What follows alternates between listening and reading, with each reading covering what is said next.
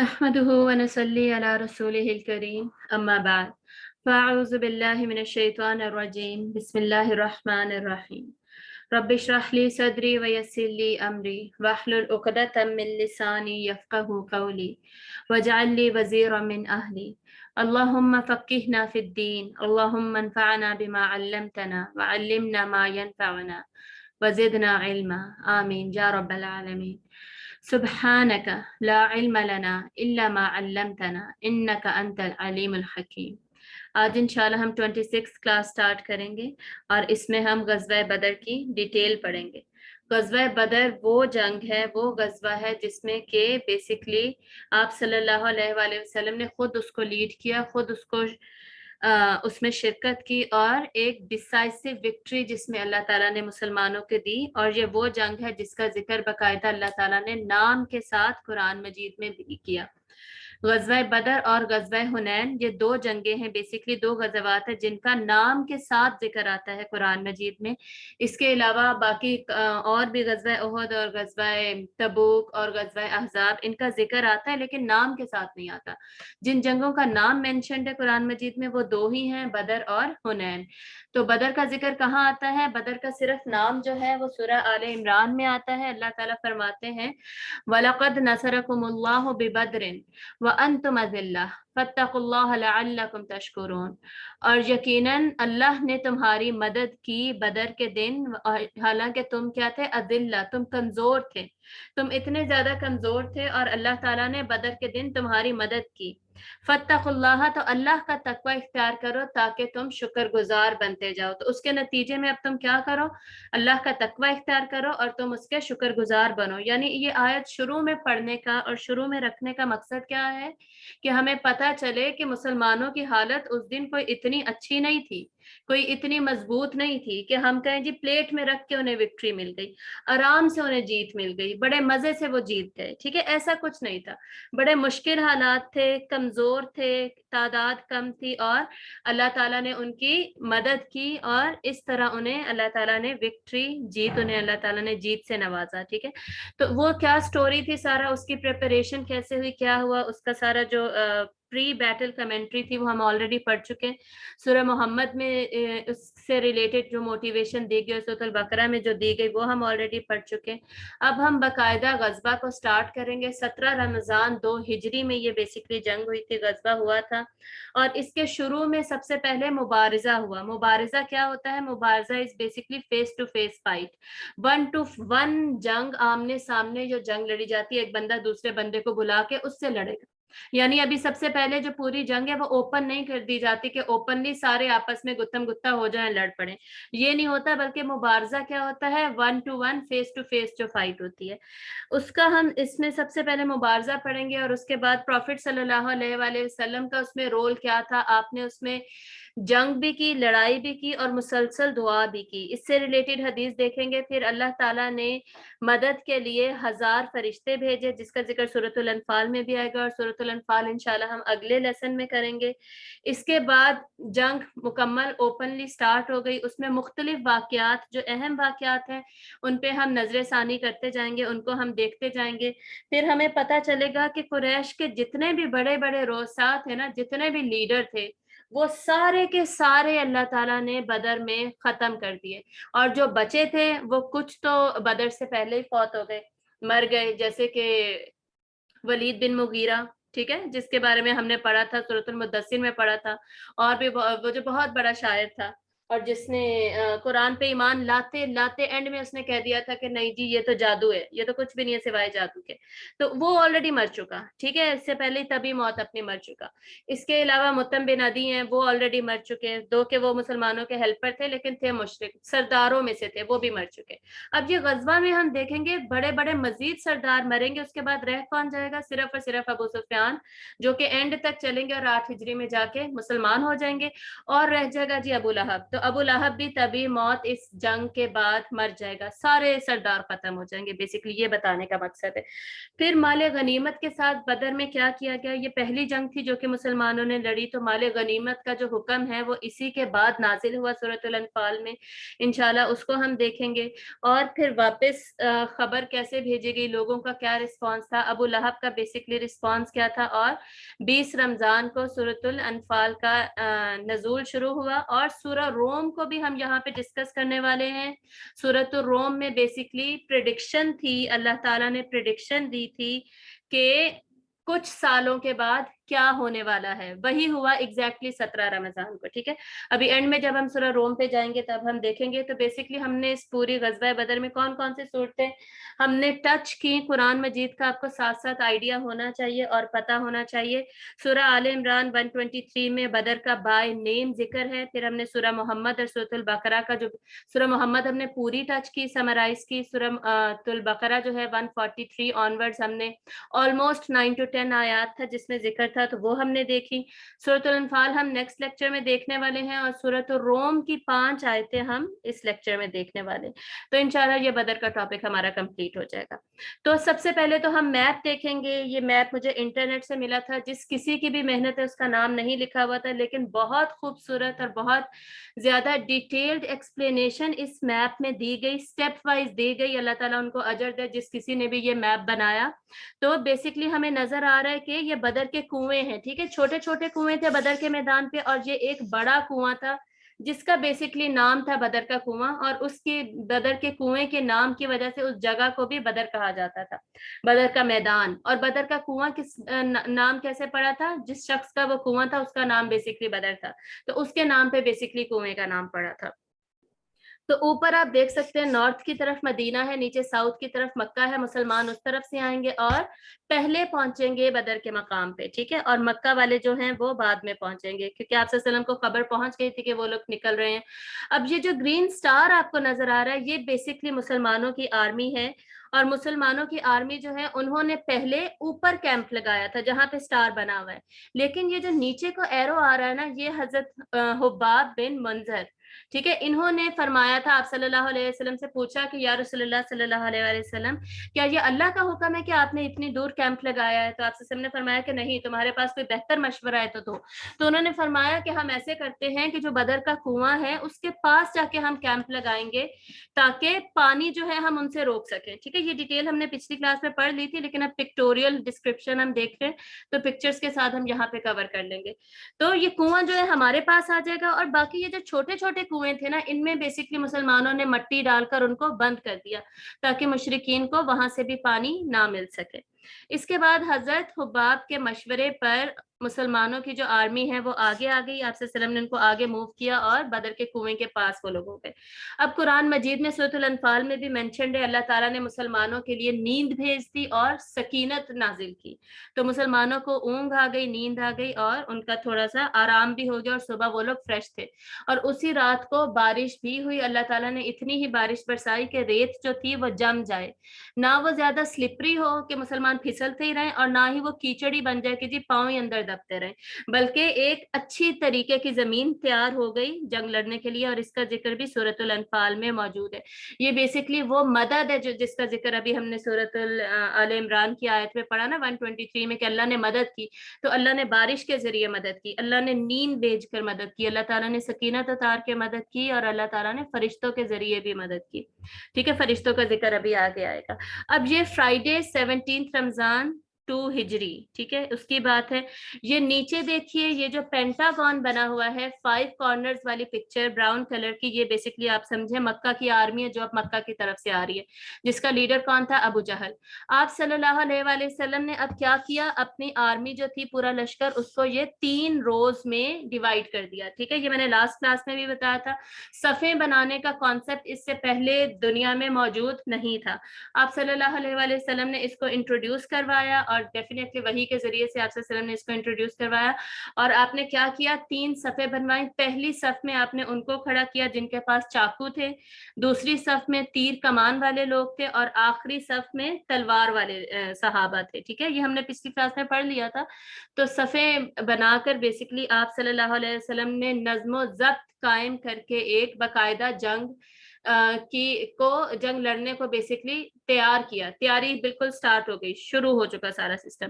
اور یہ جو پیچھے نظر آ رہا ہے العریش کا جو مقام ہے, اس کے اوپر آپ صلی اللہ علیہ وآلہ وسلم کی کمانڈ پوسٹ تھی. مطلب آپ کا جو بھی خیمہ تھا, خیمہ بھی آپ کا لگا ہوا تھا جہاں پہ جا کر آپ بار بار دعا کرتے تھے, اور وہاں سے آپ اپنے کمانڈمنٹس, اپنے احکامات جاری کرتے تھے کہ کیسے لڑا جائے, کیا کیا جائے. صحیح, تو یہ وہ سسٹم تھا. اور لاسٹ کلاس میں ہم نے پڑھا تھا کہ آپ نے صفیں ایسے بنوائی جیسے کہ باقاعدہ آپ نماز میں صفیں بنوایا کرتے تھے. اور ایک صحابی کا ہم نے ذکر کیا تھا کہ ان کو آپ صلی اللہ علیہ وآلہ وسلم نے کے پاس جو چھڑی تھی اس سے تھوڑا پیچھے کیا کہ نہیں تم صف میں سیدھے آؤ. تو اس نے کہا کہ یا رسول اللہ صلی اللہ علیہ وآلہ وسلم, آپ نے مجھے ٹچ کیا ہے, مجھے یہ اچھا نہیں لگا, میں آپ سے بدلہ لوں گا. تو آپ صلی اللہ علیہ وسلم نے فوراً چھڑی نیچے کر دی, اپنی قمیض اتاری اور بولا کہ ٹھیک ہے بدلہ لو. حالانکہ لیڈر تھے, کمانڈر تھے, اور کہہ سکتے تھے, ڈانٹ سکتے تھے, بات وہیں پہ ختم کر سکتے تھے کہ اتنا بڑا موقع ہے اور تمہیں بدلے کی پڑی ہے.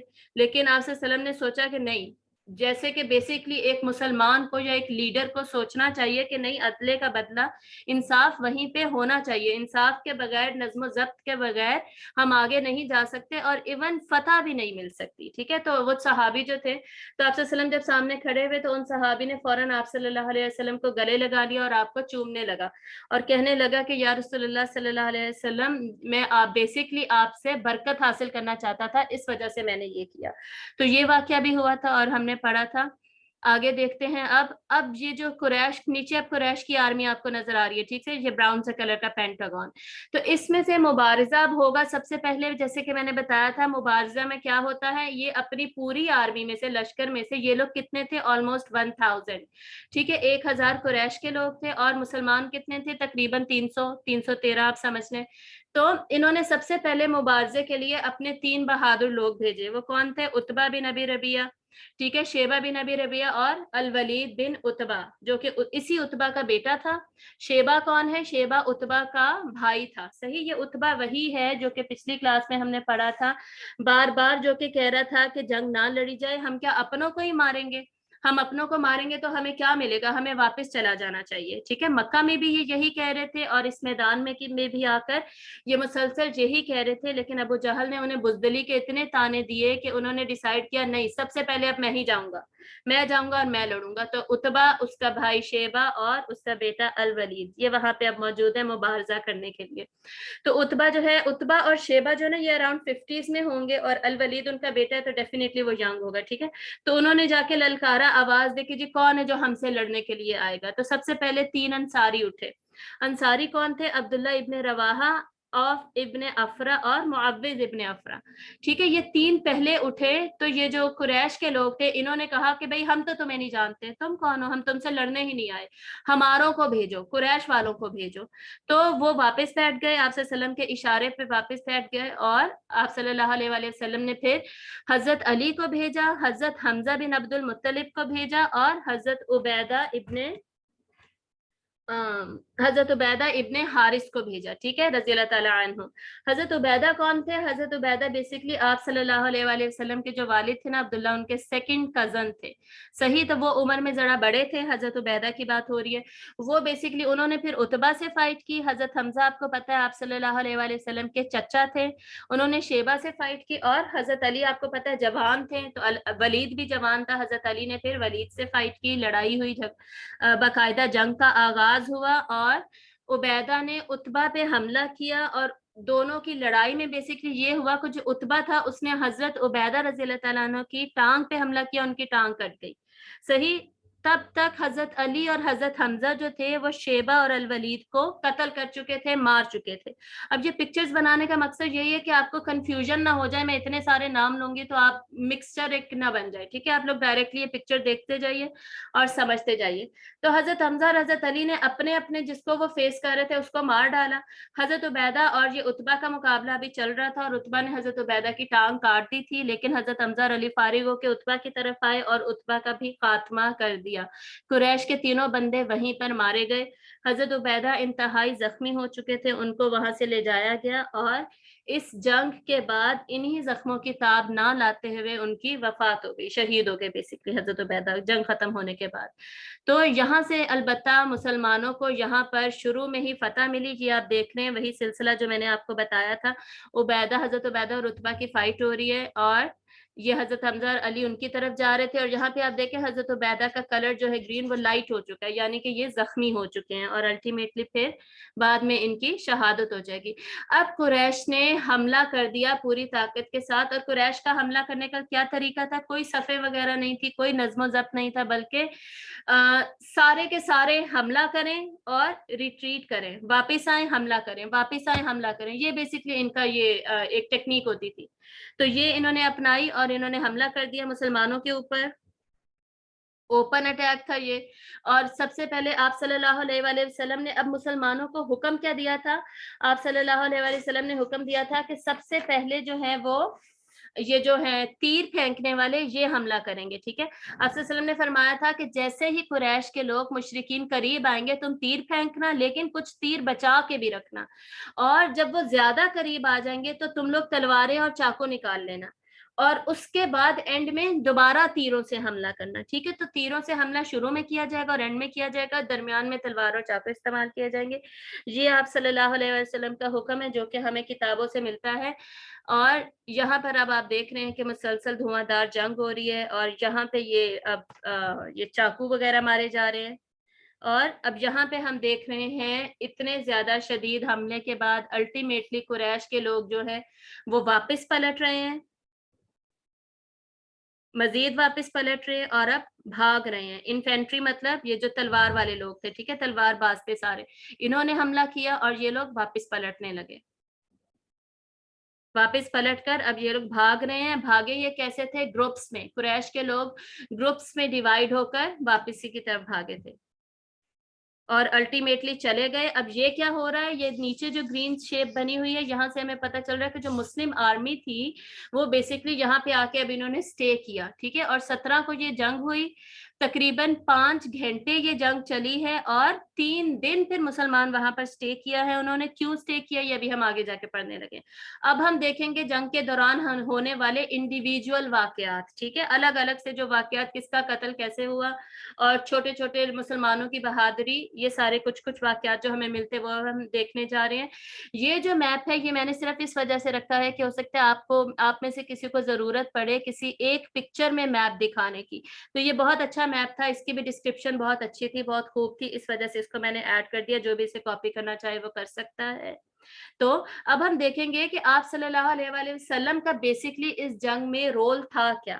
ایک تو ہمیں پتہ ہے آپ احکامات دے رہے تھے, ڈیفینیٹلی آپ کمانڈر تھے, صحیح, لیکن اس کے علاوہ ہمیں حدیث ملتی ہے, حضرت علی رضی اللہ تعالیٰ نے روایت کرتے ہیں کہ غزوہ بدر پہ میں نے دیکھا آپ صلی اللہ علیہ وآلہ وسلم انتہائی جوش سے خود لڑائی کر رہے تھے, خود جنگ میں لڑ رہے تھے. اور کبھی آپ صلی اللہ علیہ وسلم اپنے بیس کیمپ میں جاتے, وہاں جا کر ہاتھ اٹھا کر اللہ تعالیٰ سے دعا کرتے, اللہ تعالیٰ سے مدد کی درخواست کرتے, اور نماز پڑھتے, اور یا حیو یا قیوم کہہ کر اللہ تعالیٰ کو پکارتے, اور اللہ تعالیٰ سے دعا کرتے, اور پھر واپس آ کر لڑتے, پھر جا کر یا حیو یا قیوم کہہ کر اللہ سے دعا مانگتے. یا حیو یا قیوم آپ کو پتا ہونا چاہیے اللہ تعالیٰ کے اسم اعظم ہے, اور آپ صلی اللہ علیہ وآلہ وسلم نے فرمایا کہ جو بھی اللہ تعالیٰ سے اللہ کے اسم اعظم کے ذریعے سے دعا مانگے گا اس کو اللہ تعالیٰ ضرور قبول فرماتے ہیں. تو 3 مرتبہ ایسا ہوا, حضرت علی فرماتے ہیں, اور چوتھی مرتبہ میں نے دیکھا کہ ہم جنگ جیت چکے تھے. اس کے علاوہ آپ صلی اللہ علیہ وآلہ وسلم نے جنگ کے آغاز میں ہی, جب جنگ شروع ہو رہی تھی, آپ نے نیچے سے ریت اٹھائی اور ریت قریش کے دشمنوں کی طرف ہاتھ سے اپنے پھینکی, ٹھیک ہے. اور آپ صلی اللہ علیہ وسلم نے فرمایا شاہت الوجوہ, یعنی ان کے چہرے تباہ ہوں, برباد ہو جائے, اور سارے کے سارے دشمنوں کی آنکھوں میں کچھ کیا, اور وہ سب آنکھیں جھپکنے لگے, انہیں تھوڑی دیر کے لیے نظر آنا بند ہو گیا. اور اس واقعے کا ذکر بھی سورۃ الانفال میں ہم پڑھیں گے انشاءاللہ اگلی کلاس میں. اور اس کے بعد آپ صلی اللہ علیہ وسلم کا جو حکم تھا جو میں نے آلریڈی آپ کو بتا دیا کہ پہلے تیر کمان سے حملہ کیا جائے گا اور اینڈ کے لیے کچھ تیر کمان بچا کے رکھے جائیں گے، بیچ میں تلواروں سے حملہ کیا جائے گا، ٹھیک ہے. اور یہ وہ جنگ تھی جس میں اللہ تعالیٰ نے فرشتے بھیجے مدد کے لیے، صرف اس جنگ میں نہیں بھیجے، ویسے بعد میں بھی اللہ تعالیٰ نے احد میں بھی بھیجے تھے اور اس کے بعد بھی اللہ تعالیٰ بھیجتے رہے ہیں. اس میں پرٹیکولرلی ذکر ہے، اس لیے اس کی ہم بات کریں گے. اور یہ سورۃ الانفال میں بھی اس کا ذکر آئے گا باقاعدہ. حضرت آپ صلی اللہ علیہ وآلہ وسلم کتابوں میں لکھا ہوا ہے کہ دعا مانگ رہے تھے اللہ تعالیٰ سے کہ یا اللہ میری مدد کر اور مسلمانوں کو جتا دے، آج کے دن مسلمانوں کو جتا دے. تو حضرت ابوبکر رضی اللہ تعالیٰ عنہ آپ کے پاس آئے اور فرمایا کہ یا رسول اللہ صلی اللہ علیہ وسلم آپ بس کریں، اللہ تعالیٰ آپ کی دعا ضرور قبول کریں گے، آپ پریشان مت ہوں. اور حضرت ابوبکر نے اپنی چادر اتار کر آپ صلی اللہ علیہ وسلم کے کندھوں پر ڈال دی تاکہ آپ صلی اللہ علیہ وسلم تھوڑا سکون کریں اور تھوڑا اطمینان آئے اور تھوڑا ریلیکسڈ ہو جائیں بیسکلی. تو اسی وقت آپ صلی اللہ علیہ وآلہ وسلم نے فرمایا ابشر یا ابا بکر، ابا بکر خوشخبری ہے ابی بکر. اور کیا خوشخبری ہے ابا بکر کہ اللہ کی مدد آ گئی ہے. یہ دیکھو یہ جبریل ہے، پگڑی پہنے ہوئے ہیں، گھوڑے پر سوار ہیں. تو سب سے پہلے آپ صلی اللہ علیہ وسلم نے حضرت جبرائیل کے آنے کا بتایا. اور میں نے پچھلی کلاس میں بتایا تھا ابلیس نے جب دیکھا ہے فرشتوں کو اترتے ہوئے تب وہ بھاگا تھا، ٹھیک ہے. پہلے میں نے آپ کو پکٹوریل ڈسکرپشن جو دے دی ہے، اب یہ واقعات آپ نے بیچ میں ایڈجسٹ کرنے ہیں. یہ اب شروع میں ہو رہا ہے سارا کچھ، شروع میں فرشتے آ رہے ہیں، شروع میں آپ صلی اللہ علیہ وآلہ وسلم بالکل دعائیں مانگ رہے تھے. اور یہ جو ریت بھی پھینکی گئی یہ بھی بالکل شروع میں پھینکی گئی تھی، ٹھیک ہے، مبارزے سے پہلے کی یہ ساری باتیں ہیں. اور باقی جتنے بھی فرشتے نازل ہوئے تھے ان سب کے بارے میں آپ صلی اللہ علیہ وسلم نے فرمایا کہ ان سب نے یلو کلر کی پگڑی، پیلے ٹربن، یلو ٹربنز پہنے ہوئے ہیں، جو کہ بیسکلی حضرت زبیر ابن العوام نے بھی پہنا ہوا تھا رضی اللہ تعالیٰ عنہ. دو صحابہ تھے جو کہ بیسکلی گھوڑوں پر تھے، ان میں سے ایک حضرت زبیر ابن العوام تھے. تو ان کو کاپی کرنے کے لیے سارے جو فرشتے تھے ان کو کاپی کرتے ہوئے گھوڑوں پر سوار تھے، انہی کی طرح آرمر پہنا ہوا تھا، ڈھال پہنی ہوئی تھی، ان کے پاس تلواریں تھی اور پیلے کلر کے پگڑیاں انہوں نے باندھی ہوئی تھی. اور ان کے پاس تلواروں کا میں نے آپ کو بتا دیا. بیسکلی پہلے بھی میں نے بتایا تھا قوم لوط کو جب اللہ تعالیٰ نے تباہ کرنے کے لیے حضرت جبرائیل کو بھیجا ہے، ایک پر ہی کافی تھا، ایک پر مارا ہے پوری قوم تباہ، ٹھیک ہے. اور پہلے بھی اللہ تعالیٰ نے ایسا کیا، بعد میں اللہ نے ایسا کیا. لیکن ابھی فرشتے بھیج کر پوری تیاری کے ساتھ بھیجنے کا مقصد تھا کیا؟ تو یہ قرآن میں ہی ذکر آتا ہے. اسی میں سورہ آل عمران کی جو اگلی آیت ہے نا اس میں ذکر آتا ہے، 123 کے آگے جو آیت ہے اس میں اللہ تعالیٰ کہتے ہیں کہ میں ویسے بھی مدد کر کے ہرا سکتا تھا، ویسے ہی کوئی عذاب بھیج دیتا، مر جاتے تو سارے کے سارے. لیکن فرشتے بھیجنے کا مقصد کیا تھا؟ ایک تو تم لوگوں کو خوشی ہو، جب ایسی مدد آتی ہے نا جو باقاعدہ نظر آ رہی ہو، جو فیل ہو رہی ہو، تو مسلمان کو خوشی ہوتی ہے، دل کو تسکین سکون ملتا ہے، ٹھیک ہے. ایک تو مسلمانوں کو خوشی ہو اور دوسرا وہ ان کی حوصلہ افزائی ہو کہ کوئی ہمارے ساتھ آ کے ہماری ہی طرح لڑ رہا ہے، ٹھیک ہے. فرشتے کچھ لوگوں نے دیکھے اور کچھ نے صرف ان کا بیسکلی حملہ ان کا دیکھا. تو یہ ابھی ہم واقعات آگے دیکھیں گے تو انشاءاللہ آپ کو پتہ چلے گا. تو جب یہ آپ صلی اللہ علیہ وسلم نے یہ خوشخبری دی کہ فرشتے آ رہے ہیں تو آپ صلی اللہ علیہ وسلم نے سورۃ القمر کی 45 آیت جو کہ آلریڈی نازل ہو چکی ہوئی ہے پہلے ہی مکہ میں، وہ آپ نے اس وقت تلاوت کی. اور وہ کیا ہے؟ سَيُهْزَمُ الْجَمْعُ وَيُوَلُّونَ الدُّبُرَ، ان قریب یہ جماعت جو ہے شکست دی جائے گی اور پیٹھ دے کر بھاگ جائے گی. اور حضرت عمر ابن الخطاب رضی اللہ تعالیٰ عنہ فرماتے ہیں کہ مجھے یہ آیت اس دن سمجھ آئی، حالانکہ یہ نازل پہلے ہو چکی تھی لیکن صحیح طریقے سے سمجھ مجھے اسی دن آئی. تو یہ جو فرشتے تھے ان کے بہت سارے واقعات ہوئے. ابن عباس رضی اللہ تعالیٰ عنہ جو ہے وہ فرماتے ہیں صحیح مسلم میں کہ ایک مشرک کو کسی نے اچانک حملہ کیا اور دیکھا کہ اس کو صرف گھوڑے چلنے کی آواز آ رہی تھی اور تھوڑی دیر بعد اس کا ناک کٹا ہوا تھا باقاعدہ. تو بیسکلی وہ نظر نہیں آ رہا تھا کہ حملہ کیا کس نے، تو وہ فرشتے نے حملہ کیا تھا.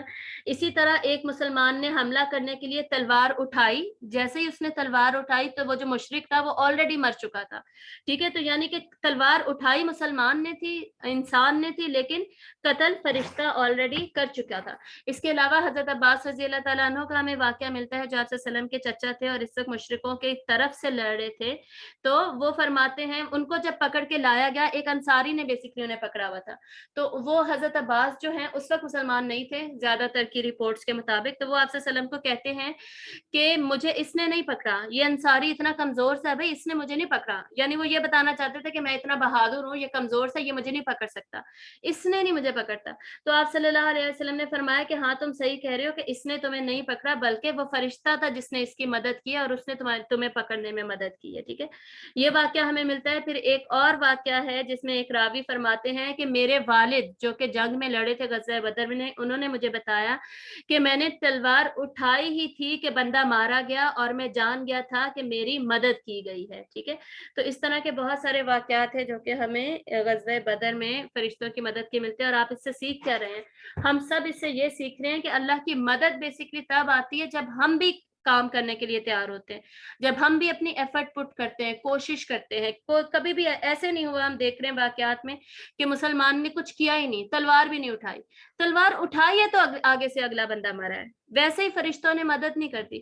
تو اپنی کوشش پوری کی پوری کرنی پڑے گی. حالانکہ آپ صلی اللہ علیہ وسلم دعائیں بھی مانگ رہے تھے, لیکن صرف دعا کی بیسس پہ جیت نہیں مل گئی, اور یہ ہو بھی نہیں سکتا. اللہ تعالیٰ نے جیت کے لیے اور اپنی مدد کے لیے اور فتح کے لیے یہ شرط رکھی ہے کہ تم لوگ دعا بھی کرو, دعا بھی کرو, اسباب بھی اختیار کرو, محسن بنو.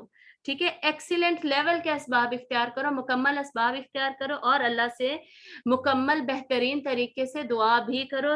یہ اس کو کہتے ہیں توکل, اور اس کے اوپر اللہ تعالیٰ نے اپنی مدد اور فتح کو منحصر رکھا ہے, اور اسی کی بیسس پر ہمیں ملتی ہے. اور دوسری بات ہم یہ بھی سیکھ رہے ہیں کہ جنت حاصل کرنا اتنا آسان کام نہیں ہے.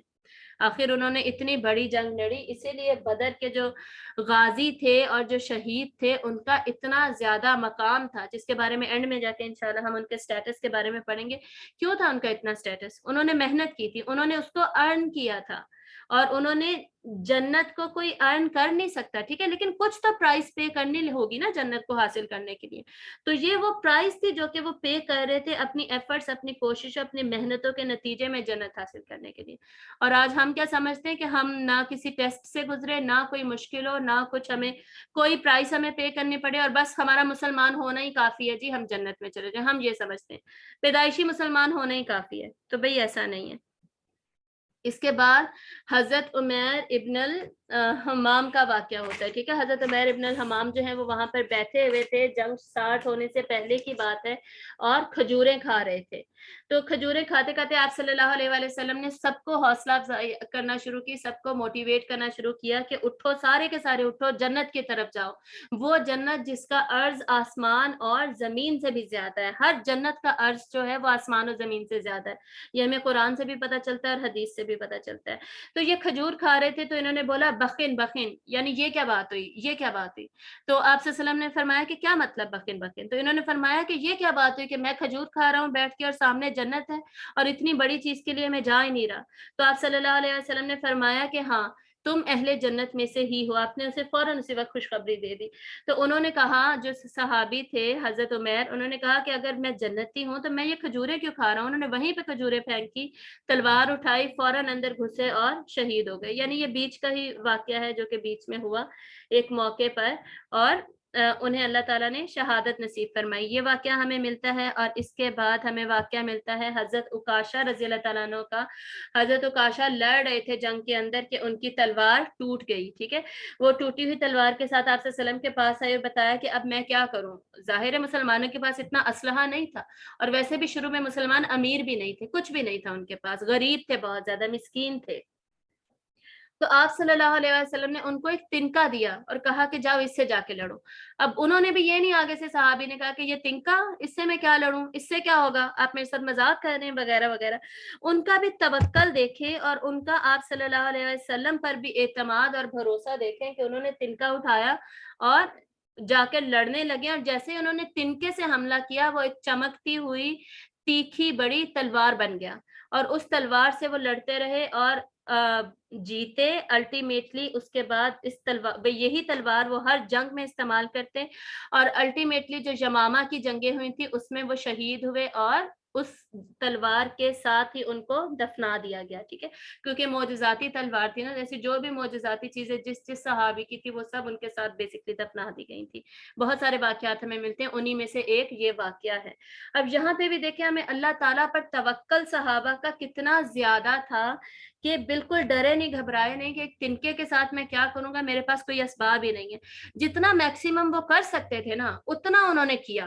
مطلب کیا ہے کہ ہر انسان اپنی کیپیبلٹی، اپنی صلاحیت کے مطابق کوشش کرے گا، وہ چاہے وہ 10% کر سکتا ہے کسی اور کے مقابلے میں جو 90% کر سکتا ہے، لیکن وہ 10% اللہ تعالیٰ وہ دوسرے کے 90% سے تھوڑی کمپیئر کریں گے، اسی کی صلاحیت سے کمپیئر کریں گے کہ اس نے اپنی صلاحیت کے مطابق تو 100% دیا ہے، تو اس کے مطابق اس کو جج کیا جائے گا۔ اور اس توکل کی بیسس پہ اللہ تعالیٰ نے اس کے اوپر اس کو یہ کرامت دکھائی اور اس کو جتوایا بھی، اور الٹیمیٹلی اللہ تعالیٰ نے مدد کی، ٹھیک ہے۔ اور دوسرا ہم یہ بھی سیکھ رہے ہیں اطاعت رسول، دیکھیں کتنی زیادہ تھی۔ آج ہم کیا کہتے ہیں، سنت ہی تو ہے چھوڑ دو، تو کیا ہوا، سنت ہی تو ہے، یہ کرنا ضروری تھوڑی ہے۔ آج یہ ہمارا ایٹیچیوڈ ہے۔ یہ بھی اگر سوچ لیتے کہ انسان ہے رسول، ان کی بات ماننی ضروری تھوڑی ہے، اطاعت کیوں میں اطاعت کروں، تنکا میں کیوں لوں، میں جا کے بس ایسے ہی لڑ لیتا ہوں، یا کسی اور کوئی تلوار ڈھونڈتا ہوں، کوئی نہ کوئی دشمن مرا پڑا ہوگا اس کی تلوار چھینوں اس سے جا کے لڑوں۔ اگر یہ ان کا بھی لیول ہوتا نا اطاعت رسول کا، تو ان کا یہ نام نہ ہوتا، سب سے بہترین نسل صحابہ کی یہ نہ ہوتی، ان کے ایمان کا لیول، ایمان کا درجہ یہ نہ ہوتا۔ تو آج ہماری جو پستی ہے نا، اس کا ایک ریزن یہ بھی، ہم نے سنت کو اتنا ہلکا بنا دیا، اتنا ہم ہلکا لینے لگ گئے ہیں سنت کو۔ سنت کی بہت زیادہ ویلیو ہے۔ سنت پہ یہ ایٹیچیوڈ نہیں ہونا چاہیے کہ سنت ہی تو ہے چھوڑ دو، بلکہ یہ ایٹیچیوڈ ہونا چاہیے کہ سنت ہے تو کرو، سنت ہے اس لیے تو ہمیں یقیناً ضرور بفرض ہمیں یہ کرنا چاہیے، ٹھیک ہے۔ فرض سے نچلا درجہ ہوتا ہے سنت کا، ٹھیک ہے، لیکن سنت کو چھوڑنے کا کہیں نہیں لکھا ہو کہ جب آپ سنت کو چھوڑنے لگ جائیں۔ کیوں نہیں چھوڑ سکتے؟ کیونکہ قرآن میں کوئی 60-70 جگہ پر صرف یہ فریز آتا ہے، اطیعوا اللہ و اطیعوا الرسول، اللہ کی اطاعت کرو اور رسول کی بھی اطاعت کرو۔ اللہ کی اطاعت مشروط ہے رسول کی اطاعت کے ساتھ، ٹھیک ہے، جڑی ہوئی ہیں دونوں چیزیں۔ رسول کی اطاعت کے بغیر اللہ کی اطاعت مکمل ہے ہی نہیں۔ تو جو لوگ یہ کہتے ہیں جی ہم قرآن پہ عمل کریں گے اور جی رسول کو بس سنت کوئی ضروری نہیں ہے، بس فرض پورے بس خیر ہے، ٹھیک ہے، تو یہ بات کوئی اتنی ٹھیک نہیں اور کوئی اتنی اچھی ہے نہیں۔ اس کے بعد ہمیں واقعہ ملتا ہے، یہ واقعہ اکثر لوگوں نے سنا ہوا ہوتا ہے، حضرت ابو عبیدہ عامر ابن جراح رضی اللہ تعالیٰ عنہ کا۔ ان کا واقعہ کیا ہے کہ ان کے جو والد تھے جراح، جو کہ مشرک تھے، وہ بار بار جنگ میں سامنے آ رہے تھے اور وہ کوشش کر رہے تھے کہ وہ اپنے بیٹے کو مار دیں، ٹھیک ہے، ان کو بالکل یہ پسند نہیں تھا کہ ان کا بیٹا مسلمان ہو گیا۔ تو پہلے تو صحابی تھوڑے ادھر ادھر کھوتے رہے، اوائڈ کرتے رہے، انہیں پتا تھا کہ والدین کے کتنے حقوق ہے، کوشش کرتے رہے کہ میرا ان کا سامنا نہ ہو، لیکن وہ مسلسل سامنے آ رہے تھے۔ اور الٹیمیٹلی جب انہوں نے آخر کار جب صحابی پہ حملہ کیا، حضرت ابو عبیدہ عامر ابن جراح، یہ بہت عظیم صحابی تھے، ان کا ٹائٹل تھا امین الامت، آپ صلی اللہ علیہ وآلہ وسلم نے انہیں امین الامت کا ٹائٹل دیا تھا۔ اور کچھ جب آپ کے پاس اگلے زمانے میں جا کر جب آئے تھے نا، کچھ گروہ آئے تھے اور یہ انہوں نے کہا تھا کہ جی ہمارے ساتھ کسی ایسے شخص کو بھیجیے جو کہ بیسکلی علم دینے والا ہو، ہمیں سکھائے، تو آپ نے حضرت ابو عبیدہ کو سب سے پہلے بھیجا تھا، فرمایا تھا کہ یہ میری امت کے امین ہے۔ امین مطلب کہ انہوں نے میری جو علم ہے نا، جو میں نے دیا ہے آگے، انہوں نے اس کو امین کی طرح، امانت کی طرح سنبھال کے حفاظت کی ہے، اس کی اسی طرح آگے دیں گے، اس میں رد و بدل نہیں کریں گے، اس میں بدعتیں نہیں ڈالیں گے، ٹھیک ہے۔ تو یہ امین الامت تھے، بہت بڑے صحابی، بہت عظیم۔ اور جب آگے حضرت عمر رضی اللہ عنہ کے زمانے میں فتوحات ہوں گی نا، اور ان میں سے کچھ جنگوں کے لیڈر تھے حضرت سعد بن ابی وقاص، اس سے پہلے لیڈر تھے حضرت خالد بن ولید، اور اس کے خالد بن ولید پہلے تھے، ٹھیک ہے، اس کے بعد حضرت سعد بن وقاص، اور کچھ جنگوں کے لیڈر یہ تھے حضرت ابو